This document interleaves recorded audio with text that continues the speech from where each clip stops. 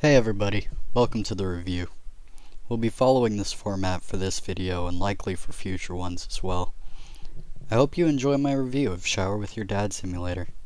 Anyways, on with the video. The gameplay of Shower with Your Dad Simulator is relatively simple, much like many of what seems to make up most political parties nowadays. It begins with Enduro Dad, aptly named after when my girlfriend gifted my dad a dad joke book for Christmas, and it follows whichever child you pick and guides their padres. Next in line is Dadathlon, also named after my dad's competition with my uncles to lose the most weight, and functionally identical to Enduro Dad and the matching child to dad, with the subtle difference being that the child changes at random after making your pairing. Something restricted to these two modes is the items that you can pick up during them, such as a razor that just shaves the dads and goes up in creativity to things like beers and Halloween masks. Following those two modes is Dad Divisions, named after the general rift that grew between us as I got older, but plays in contrast as you shift between each kid and pick out your father before he reaches a certain point. Fourth on our list is Sopico, a mode following one of the dads at work as he attempts to get the company showers to work. It ends exactly how you think something like that would end, but it's surprisingly different in gameplay as it manages more of a point-and-click adventure style. Following this is the dad with the iron shower, with your little kid of the three becoming a ninja.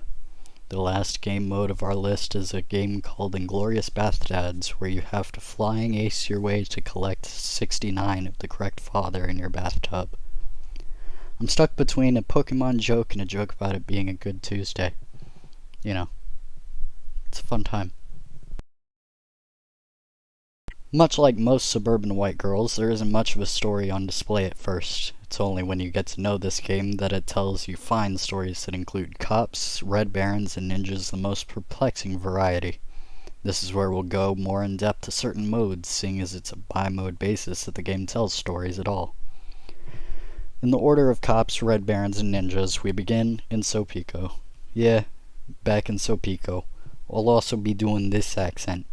Anyways, Sopico, as I mentioned in the gameplay segment, follows a young, just, off-duty cop that tries to go around in a point-and-click adventure to fix the showers in the precinct, only to finish and get a proposition from his boss to take a bath together.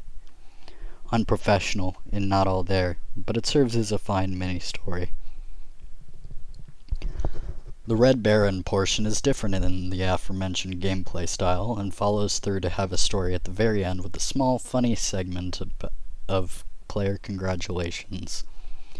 It isn't much of a story at all, but you're also sticking around listening to what would be a story review of a game about showering with dads, so I am not sure who's in the wrong here. Last and certainly not least is the ninja section. This starts out by placing the child player character at the end of a corridor and having you walk through as torches light themselves. At the end of the corridor, it opens up into a room with your dad in a ninja costume, still under a shower, who tells you that you must pass a test to truly be considered his ninja son. Normally, this portion would be difficult except for a cheeky way of getting on top of the walls of the bathroom and having it so that you only have to really avoid the shuriken that the dad throws. Sorry about that. After the lights go out over time, it transforms into a chase sequence on motorcycles where you fight Red Ninja to get away in time and to be crowned the best ninja. Yeah, that's right, this game mode actually has a story, and it's fucking nuts. You thought I was actually making fun of you back there? Come on now. This is my first video. Why would I do that? This game is visually pleasing as it follows a 16-bit pattern and can change on a dime depending on mode and variations that you can find in certain modes, such as the different items in Enduro Dad and Dadathlon. These are great for adding color to the game, expanding the already rich forms of just how much can be pixelated of a human body while still making it a person, and adding to the style of the aesthetic. The audio is lacking, on the other hand. mostly consisting of the same songs played on loop for each section of the game that they're in, which can get decently grating when they're being played on loop for sometimes an hour or more at a time, especially if I was struggling with a level. Before it gets to that point, however, it is kinda catchy and ear-tuned for something that doesn't grate on me extremely easily.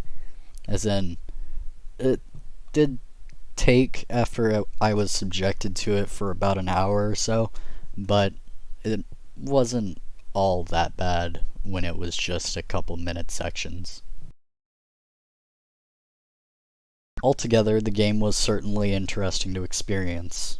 I'm in the middle of the road as to whether or not it feels like I've wasted my time, though, just because of the nature of the way the game is portrayed. Thinking about it, it also means I can say or do different things in relation, for better and for worse. Things like saying, yeah, I played a meme game for 5 hours, what about you? Or, that would be the better side. The worst side would probably be something like, yeah, I've wasted money before, so what of it? Though, then again, it wasn't exactly my money that I wasted. A friend of mine got this game for me. The game is okay for what it is, but it doesn't have much replayability for anything but a meme to show off to your friends. I'm not sure whether or not the fact that it was free for me makes an impact as to why I'm in the middle on this decision, though, because there are certainly marks in the game's favor, especially surrounding the creativity of its visual style. I think, ultimately, for a game like this, it is made into a meme because you have to experience it for yourself. Thank you guys for watching. I had a fun time playing, recording, and writing this review. I know from my friends that sorry, I wrote that twice. I know from my friends that suggest this game, it's been a while since I made the promise that I would make this review. I found out since I had the original plan that Twitch automatically deletes the VODs after 90 days, likely to free up space for more content to be created without having to buy more servers. Because of that, I'll be going back online sometime shortly after the games are aired, the new games that is, and personally recording them into VODs and uploading them onto this channel as sort of a secondary source. Probably going also be putting those into a playlist of some sort so you can view them by game. I didn't know it would happen until they were deleted for this game, though, so I suppose the review will have to do. Regardless, though, this is Kanusha, signing off.